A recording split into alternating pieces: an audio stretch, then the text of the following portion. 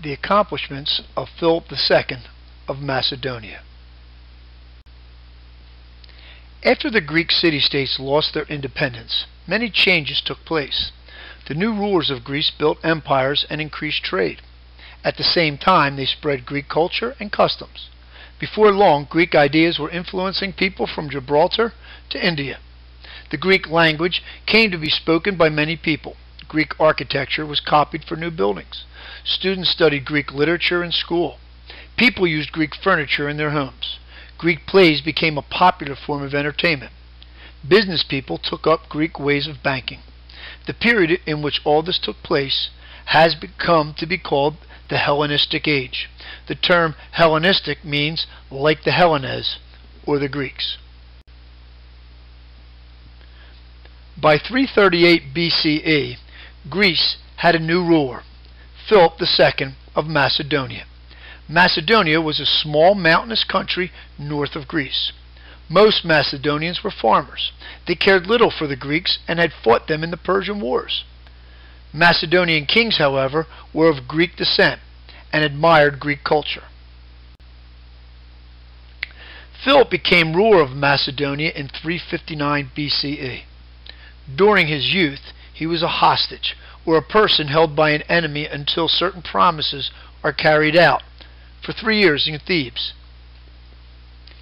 In those years, he learned to love Greek culture. However, he learned to dislike the weakness of the Greek form of government. Philip believed it was his destiny to unify the Greek city-states and spread Greek culture. As soon as he became ruler of Macedonia, he set out to fulfill the destiny. It took him a little over 20 years. Philip went about reaching his goal in many ways. For example, until this time, the Macedonian army was made up of volunteers who fought only in the summer. Philip turned this part-time volunteer army into a year-round, well-organized professional one. Philip developed an infantry formation called a phalanx. Foot soldiers formed a solid body some 16 rows deep. Those in each line stayed so close together that their shields overlapped. This gave them added protection. The phalanx charged as a group, which gave it more striking power. Philip also armed his soldiers with spears that were 14 feet, or over 4 meters long. This was twice as long as ordinary spears. He added soldiers trained in the use of slingshots and bows and arrows. These soldiers could fight in hilly areas where the phalanx was not able to go. Philip flattered local Greek officials and gave them gold. He found ways to cause disagreements among Greek city-states. Then, when city-states were weak from fighting each other, his army moved in and conquered them.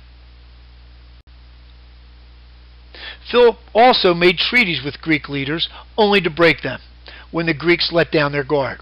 He saw marriage as a way of forming political alliances or partnerships. He married 6 or 7 times for this reason alone. Demosthenes was an Athenian orator or public speaker. He tried to warn the Greeks that Philip was dangerous, but most would not listen. They were unhappy with their local governments and thought Philip would improve things.